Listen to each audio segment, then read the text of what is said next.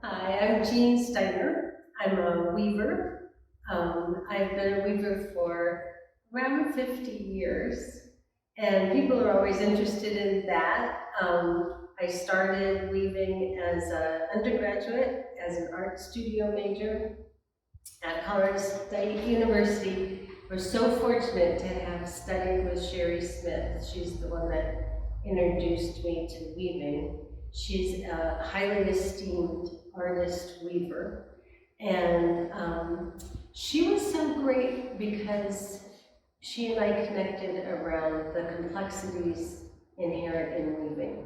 And she let me use her Dobby looms in her own studio. She taught me to do that. And so now I work exclusively on Dobby looms for their possibilities of complex weave structures, which she and I both bonded over. We really liked those way back when, 50 years ago.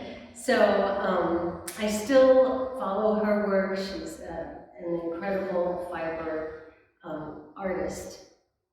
And I started in with double weaves in that very first class that I took from her, and I have found it endlessly fascinating to continue with that kind of work on with complex weave structures.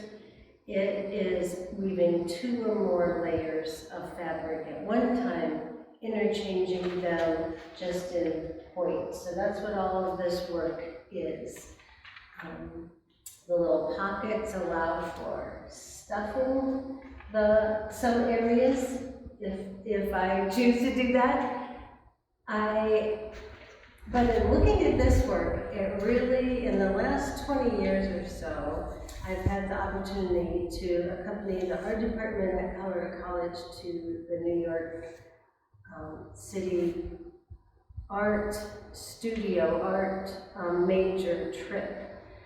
And that has been really influenced my double weave work in that it's all gridded in New York City, all the buildings, the reflections of the buildings really has influenced how I look at my work and what I'm doing with my work since all of that travel. I go once a year for a week with them. Very, very important to my progression as an artist. I recently retired from Colorado College, and so now, for the first time in my life, I get to do full-time weaving work, so I'm really excited about it. These pieces are the first pieces that I've done since my retirement. My connection with the Never Alone Foundation has really been through Catherine Giglio, my good friend, who had a personal relationship with the family.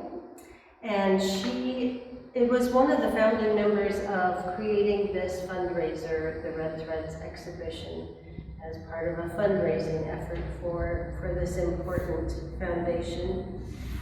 And my own connection with it has been the Lucy's Love Grant program. And for those of you who don't know about that part of the Never Alone Foundation, the Lucy's Love is a grant for families who have welcomed children with significant medical needs. Pretty incredible work that they're doing.